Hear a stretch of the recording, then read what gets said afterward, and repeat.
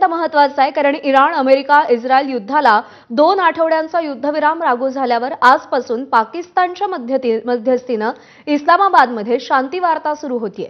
सकाळी 11 वाजता इराण आणि पाकिस्तान यांच्या शिष्टमंडळाची चर्चा सुरू होतीये। दोन्ही देशांची शिष्टमंडळ चर्चेच्या फेऱ्यांची सुरुवात करतील।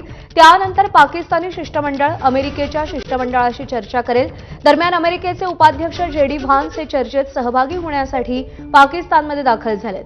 अवघ्या काही वेळात ते रावळपिंडीजवळच्या नूरखान एअरबेसवरती काही वेळापूर्वी दाखल झालेले आहेत। इराणच्या शिष्टमंडळाचे नेतृत्व इराणी संसदेचे स्पीकर बाघेर गालिबाफ करतायत। परराष्ट्र मंत्री अब्बास अराघचीही सोबत आहेत। इराणचं शिष्टमंडळ 70 जणांचं आहे। पाकिस्तानच्या शिष्टमंडळाचे नेतृत्व पंतप्रधान शहबाज शरीफ करतायत। लष्कर प्रमुख असीम मुनीरही सोबत आहेत।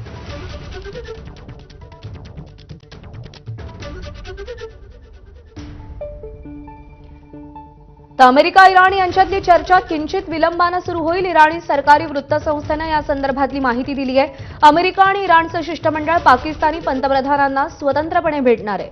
दोन्ही देशांची शिष्टमंडळ वेगवेगळी शहबाज शरीफ यांची भेट घेतील अशी माहिती आहे।